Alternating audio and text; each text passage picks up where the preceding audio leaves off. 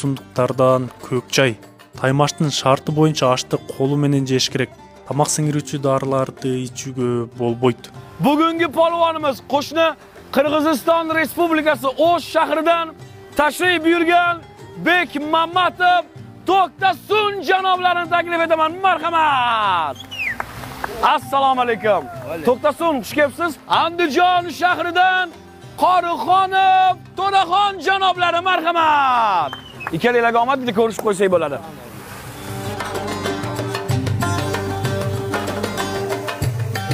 Катышуучулардын убактысы чектелүү. 30 мүнөттө ким көп аш жесе жеңишке жетет. Ашка кошумча салат дагы бар. Берилген убакытта ашты сиңирүү көнүгүүлөрүн кылса дагы болот.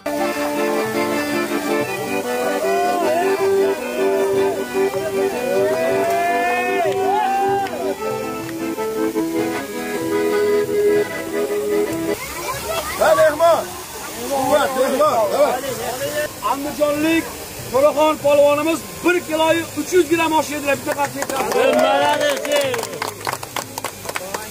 Ana endi Qirg'iziston Respublikasi O'sh shahridan tashrif buyurgan polvonimiz 1 kiloyu 745 gram.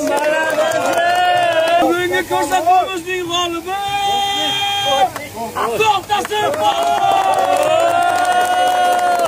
Таймашка Өзбекстан, Тажикстан жана Кыргызстандын аш палвандары катышат. Негизги максат коңшу өлкөлөрдү дасторкон аркылуу ынтымакка чакыруу. 1 килограмм 800 грамм аш жедим. Мынчалык жейм деп ойлободум да, бирок эми жеп койдум да. Ушундай ар дайым эки элдин достугу, ынтымагы ар дайым ушундай чыңала берсин деп, бул көрсөтүүбүз дагы да уланат деп ойлойбуз.